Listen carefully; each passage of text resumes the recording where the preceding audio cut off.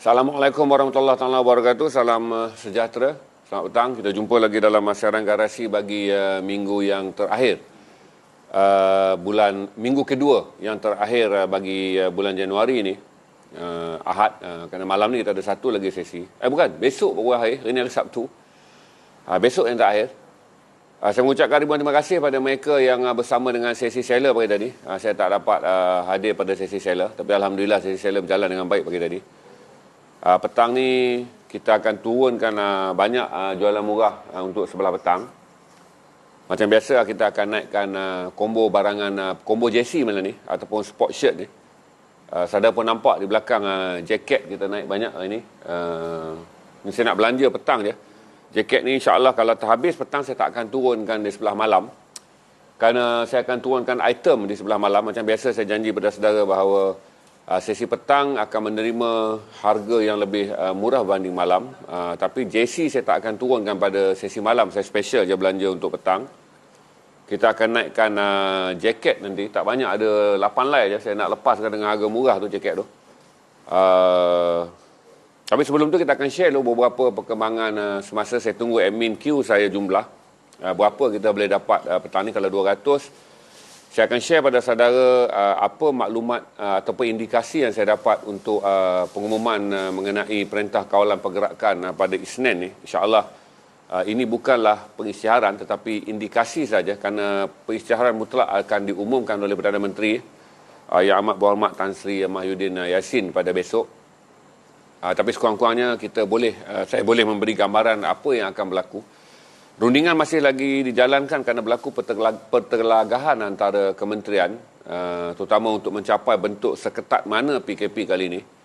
Begitu juga kebimbangan yang dilahirkan oleh Persatuan Penggilang-Penggilang Malaysia dan juga Persatuan Industri Kecil Sederhana yang memberi kata dua kepada kerajaan bahawa kebanyakan ahli mereka dalam sektor penggilangan dan sektor industri kecil ni, SME ni akan mengalami bankrupt sekiranya PKP dilaksanakan kerana kita tahu penggal minimum sekiranya PKP penuh dilaksanakan adalah penggal minimumnya adalah 2 minggu. Tetapi kajian sains membuktikan kalau kita ingin menurunkan RO not kita ataupun kadar jangkitan. Sekarang kita berada pada 1.2 kadar jangkitan, iaitu dengan mencapai 2,000 angka sehari.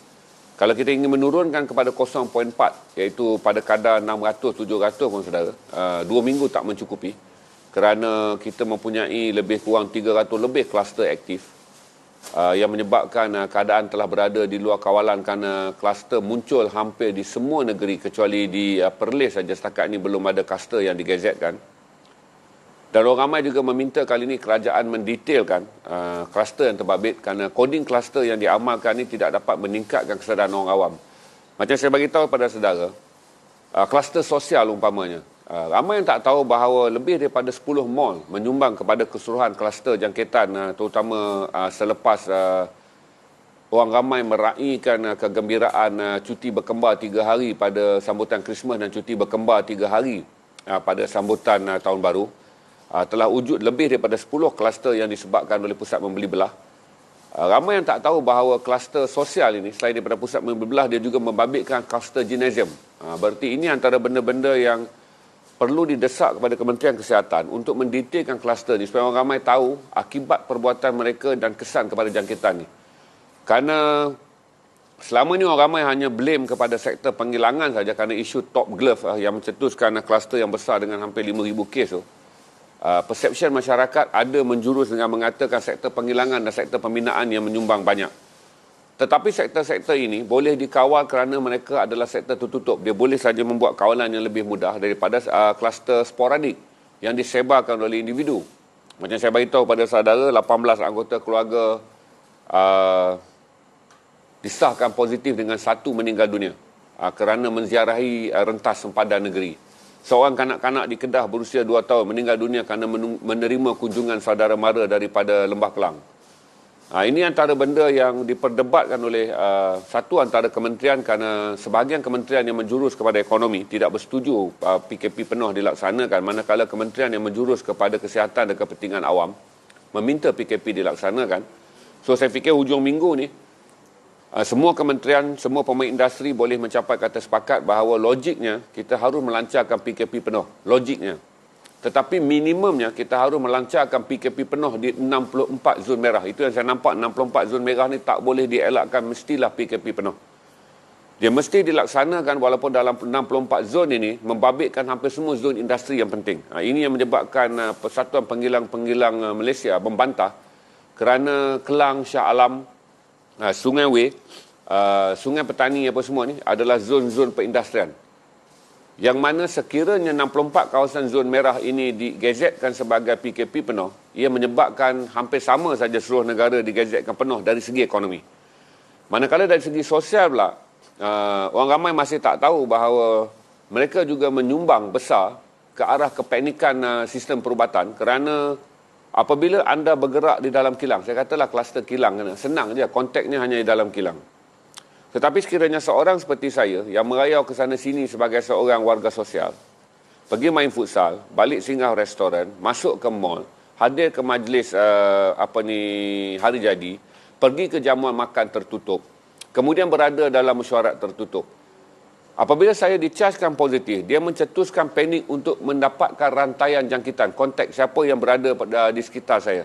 Kontak inilah kemudiannya kalau disahkan sampai 100 orang, meletakkan Kementerian Kesihatan dalam keadaan panik di mana 100 orang ini diswab dan kemudian terpaksa diisolasi. Kalau 100 orang ini pula ada 20 orang yang positif, dia mencetuskan ruang penggunaan Kementerian Kesihatan dan ruang penggunaan di sektor kesihatan yang banyak. Ini yang saya beritahu pada saudara bahawa kalaulah saudara nak tahu sekiranya tiada SOP, tiada PKP yang dilancarkan, kita akan menerima 3,000 jangkitan pada Februari dan kita akan menerima 3,000 jangkitan pada minggu ketiga Januari dan kita akan menerima 8,000 jangkitan pada Mac. Ini adalah bukan data daripada IHME di US. Ini data terbaru yang dikeluarkan oleh Kementerian Kesihatan Malaysia sendiri.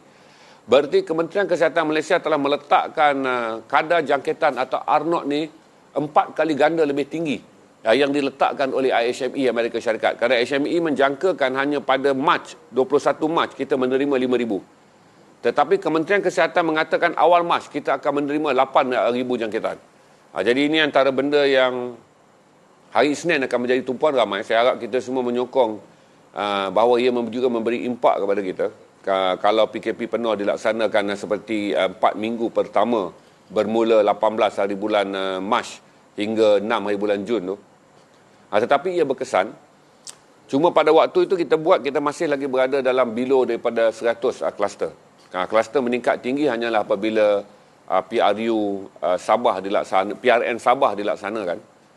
Jadi untuk makluman saudara, sila bersedia kerana kita ada dua saja option yang ada, sama ada melancarkan PKP penuh di seluruh negara ataupun PKP penuh di 64 kawasan merah.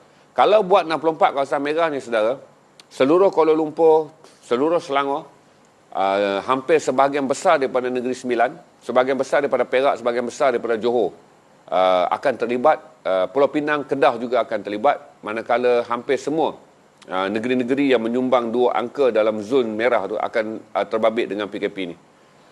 Tetapi saya masih fikir bahawa PKP penuh yang berkesan kerana akan ada 2 risiko. Sekiranya kita melancarkan PKP di kawasan zon merah, kita masih lagi bimbang sekiranya pergerakan individu yang tidak bergejala di bukan zon merah akhirnya mencetuskan juga kluster. Ada pihak iaitu Persatuan Doktor-Doktor Perubatan Malaysia mendesak supaya 80,000 ujian swab dibuat. Ini adalah maksimum yang kerajaan mampu buat, 80,000. Persoalannya, kalaulah buat 80,000 ujian swab dan 10% adalah positif, berarti 8,000 orang akan dikenal pasti perlukan rawatan. Mana nak letak tu? Dengan keadaan sekarang kita telah menjangkau 25,000 orang berada di pusat rawatan, di hospital, di mana kapasiti maksimum adalah 23,000. Berarti kerajaan tak mampu menerima 8,000 angka baru sehari. Tetapi kalau tak buat 80,000 ujian swab secara agresif di kawasan-kawasan zon merah, orang yang terbabit terus saja mereka yang tak bergejala ni akan terus saja merebakkan wabak kepada mereka yang lain, kerana orang yang tak bergejala ni yang tidak disuap menganggap dirinya sihat. Sebab tu kalau saudara lihat, 90% daripada mereka yang menjadi perumah ataupun mereka yang kemudiannya disahkan positif adalah langsung tak bergejala, orang yang sihat walafiat. Tetapi orang yang tak bergejala inilah yang menyebabkan 10% mereka yang bergejala teruk dan kemudiannya angka kematian meningkat kerana kita menyebarkannya kepada satu adalah warga tua, yang kedua adalah mereka yang berpenyakit kronik, yang ketiga adalah kanak-kanak. Jadi apa yang boleh kita doakan tuan-tuan supaya tidak ada pengesahan bahawa kita memiliki varian 5117 iaitu varian yang paling berbahaya di dunia yang setakat ini dikenal pasti. Lebih kuat daripada varian yang lama itu iaitu D614G, dan kita juga berdoa varian yang berasal daripada Afrika juga tidak berada di negara kita kerana Singapura telah mendapat varian 5117, Thailand juga mendapat varian 5117. Setakat ini Indonesia belum lagi mengumumkannya. Kita belum mendengar lagi negara-negara lain mengumumkannya bahawa mereka menerima varian 5117. Kita masih bersyukur kerana kita tiada langsung penerbangan keluar masuk yang dibenarkan secara komersial kecuali membawa pulang rakyat kita di negara asing. Dan saudara membaca kata ada rakyat Malaysia yang pada bulan September terbang ketika PKP tapi dibenarkan kerana dia melanjutkan pelajaran. Dan apabila dia terbang dan sampai saja di London, dia disahkan positif. Jadi itu menunjukkan bagaimana seorang yang terbang ke luar negara yang telah melalui ujian pun disahkan positif, disahkan negatif. Tetapi apabila sampai di London, disahkan positif. Ini antara perkara yang perlu difikirkan kerana saya beritahu kata ujian swab perlu dijalankan secara maksimum, tetapi kesannya pula adalah bagaimana kita nak menampung 8,000 orang sehari sekiranya hanya 10%. Secara logiknya kadar ujian swab yang dibuat sekarang, setiap kali swab kita buat adalah 10%. Jadi Kementerian Kesihatan berada dalam dilema, perlukah membuat ujian swab 80,000 mengikut kapasiti kemampuan kita sekarang. Sekiranya resultnya nanti hanya adalah 10% orang positif, di mana kita nak letakkan 8,000 orang ni? 2 hari lepas saya komplain mengenai mereka yang tak bergejala ataupun bergejala ringan yang akan diasingkan daripada yang tidak akan dirawat di hospital kerana kepadatan. Mereka akan diminta diisolasi di rumah. Gambar rajah panduan telah dikeluarkan oleh Kementerian Kesihatan, tapi saya fikir penerangan melalui gambar rajah itu tak jelas. Kempen harus dibuat secara besar-besaran kerana saya sendiri pun tak faham baca gambar rajah tu. Dia diedarkan dalam telefon dengan saiz yang kecil dan tulisan yang besar-besar tu, dan kemudian dia tidak disebar luaskan. Jadi saya tak fikir buat masa sehari dua ni orang ramai bersetuju untuk menerima anggota keluarga yang disahkan positif tetapi untuk tinggal bersama.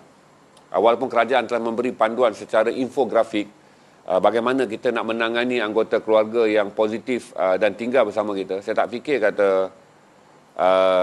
rakyat bersedia dalam kempen penjelasan saat akhir ni orang tak faham tuan-tuan.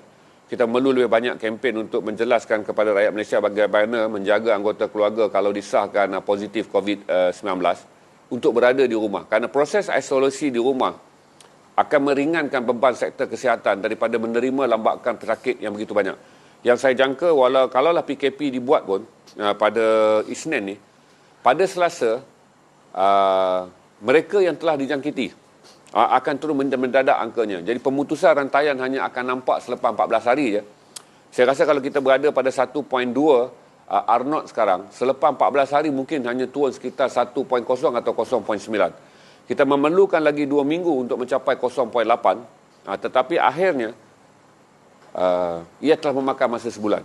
Dengan 0.8 kalau kita buka balik, iaitu kalau 0.8, angka jangkitan masih lagi berada dalam sekitar 500 ke 600. Kalau kita buka balik lepas tu macam biasa, 3 bulan kemudian kita mengalami lagi masalah. Bagi mereka yang bertanya mengenai suntikan vaksin, walaupun suntikan vaksin akan bermula pada penghujung Februari atau awal Mac, jumlah yang akan menerima suntikan tu sangat terhad. Itu yang kita kata sangat terhad. Bererti hanya pada penghujung September saja barulah kita boleh mempunyai ramai 70% rakyat Malaysia yang telah disuntik akan bersedia untuk menghadapi daya tahan yang sebenar apabila semua pintu pekerjaan dan juga pintu kehidupan dibuka tanpa lagi merasa bimbang kepada jangkitan COVID-19. Jadi untuk menuju ke September, kita masih lagi perlu berdisiplin sepanjang bulan Januari, Februari, Mac sampailah bulan Ogos ketika suntikan dijalankan. Ramai juga yang sedang memberi pandangan mengenai cara menyuntik juga adalah masalah tuan-tuan, sebab kita akan disuntik pada suntikan pertama dan perlukan 21 hari kemudian datang untuk suntikan kedua. Proses untuk menyuntik juga adalah satu hal yang sangat luar biasa tuan-tuan. Kalaulah puratanya 8 bulan untuk mencapai 70%, iaitu 26 juta rakyat Malaysia, dibahagi dengan tempoh 6 bulan suntikan, berarti kita akan menyuntik 3 juta orang sebulan. Kalau 3 juta orang sebulan, tuan-tuan, dia berarti lebih kurang 100,000 orang sehari. Ini juga memberi gambaran dan juga memberikan kita indikasi bagaimana suntikan perlu dibuat. 100,000 ni di mana nak disuntik. Patuhkah orang Malaysia selepas suntikan pertama akan datang suntikan kedua? Wujudkan lagi sindiket yang sama seperti dulu mengeluarkan surat positif walaupun ujian darah tak dibuat. Nanti keluar lagi sindiket untuk perlu dipantau. Jadi banyak perkara yang sedang kita hadapi sekarang untuk menangani COVID-19, tapi kita perlukan disiplin. Tak guna kalau saudara anti vaksin dan kemudiannya ataupun saudara takut vaksin, saudara melarikan diri, kemudian saudara menggunakan sindiket pula untuk mendapat sijil palsu konon yang telah disuntik. Dan kemudian saudara kemudian menjadi perumah, iaitu orang yang dijangkiti oleh COVID-19. Ini antara benda yang kita boleh bayangkan dalam tempoh yang akan berlaku. Tapi Isnin ni saya sangat berharap Perdana Menteri melancarkan PKP penuh. Kerana ada dua option saja, melancarkan PKP penuh ataupun PKP penuh di 64 kawasan merah yang sangat kritikal jangkitannya. Okey, kita dah pun lebih kurang 15 minit. Amin, ada orang tanya apa-apa tak? Tak ada saya bagi tahu itu je hari ni. Politik saya tak sentuh. Kerana tiada isu pun hingga 30 Januari ni. Saya tak fikir kata dalam keadaan sekarang ada orang buta perut, ahli politik yang buta perut, tiba-tiba nak mengumumkan pertukaran kerajaan di luar Dewan tanpa mengambil kira keadaan kita berperang dengan COVID-19 yang sangat kritikal ni. Walaupun nampak ahli politik buta perut memang dah ramai, tuan-tuan, yang memang sanggup berbuat apa saja untuk memenangkan kepentingan mereka. Tapi kita berharap, dan kita nampak, saya nampak kata daripada dulu, daripada ni, saya rasa Duli Yang Maha Mulia Sri Paduka Baginda tak akan dapat diperbodohkan oleh orang politik yang mahukan kuasa. Kita berharap yang terakhir adalah tunggak bagi rakyat adalah Sri Paduka Baginda di-Pertuan Agong, untuk tidak melayan sebarang bentuk usaha mana-mana pihak untuk membentuk kerajaan sekarang di luar parlimen. Sama ada melalui apa cara pun, yang di-Pertuan Agong perlu membuktikan bahawa akhirnya seorang raja harus menyelamatkan rakyat apabila pemimpinnya telah masuk ke peringkat merapu dan tak berguna. Jadi kita bergantung pada kuasa raja, tuan-tuan. Apabila kita lihat teruknya pemimpin yang kita ada, kita menghadapi pemimpin politik hari ini lebih menakutkan daripada menghadapi COVID-19.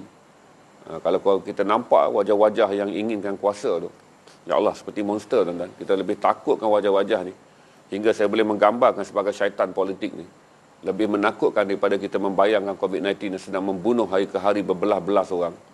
Jadi saya harap kata Yang di-Pertuan Agong memilih untuk melindungi rakyat, balik kepada janji. Kalau kita pun tak boleh menganggap ini adalah sejarah yang tepat, tapi sekurang-kurangnya orang Melayu dibesarkan dengan cerita ini, iaitu janji antara Demang Lebar Daun dengan Raja, bahawa Raja adil, Raja disembah, Raja zalim, Raja disanggah. Harap kali ini Tuanku melindungi kita dengan tidak memberi muka kepada ahli-ahli politik yang tamak kuasa dan gila, yang tiga suku ni, tuan-tuan, yang tak dapat mengawal keinginan mereka hingga mereka tak faham apa yang sedang kita alami. Rakyat berdepan dengan maut, rakyat nak makan pun susah, rakyat berdepan dengan bencana alam. 25,000 orang lebih berada di hospital, 43,000 orang berada di pusat pemindahan banjir. Tak ada seorang pemimpin yang saya nampak turun berdepan dengan banjir. Hari-hari menyalak nakkan kuasa je, tuan-tuan. Hingga kita rasa setiap kali mendengar anjing menyalak, kita rasa ia hanya sama bunyinya dengan seperti mendengar pemimpin menyalak. Itu saja komen saya untuk hari ini. Terlalu banyak anjing di negara kita menjadikan kita hidup dalam kebingitan salakan. Itu yang menjadikan kita berasa bimbang dan susah. Tapi akhirnya bagus, kerana Alhamdulillah kerana sistem kita adalah raja berperlembagaan.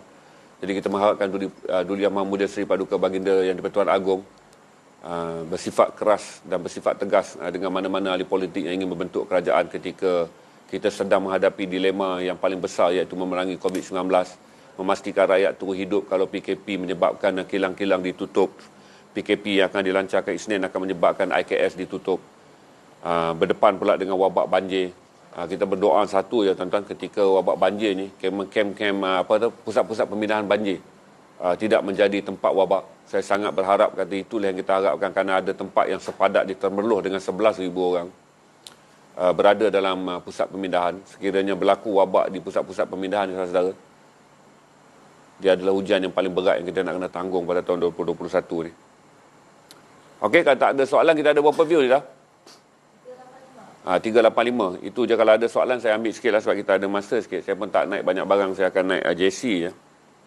Tapi saya mengeluarkan kata-kata yang sangat keras, tuan-tuan. Besok pun saya menulis di Malaysia Insight juga adalah kata-kata yang sangat keras kepada ahli politik. Kerana kita nampak kata sangat dahsyat dan sangat teruk ahli politik kita. Boleh dalam keadaan sekarang, seorang pun tak berendam dalam banjir. Yang kita nampak, kita ada 220 ahli parlimen. Tak ada seorang yang menunjukkan mereka mengambil berat tentang mangsa banjir. Tapi semua, tuan-tuan, sedang menyalak untuk membina kerajaan, menjatuhkan kerajaan, berpecah sana, berpecah sini. Dia meletakkan kita membayangkan bahawa memiliki seekor anjing yang garang lebih mudah dikawal daripada memiliki sekumpulan pemimpin. Memiliki sekawan anjing yang garang lebih mudah diatasi daripada memiliki sekawan pemimpin yang tamak. Ini peribahasa untuk para pemimpin sekarang ni. Okey?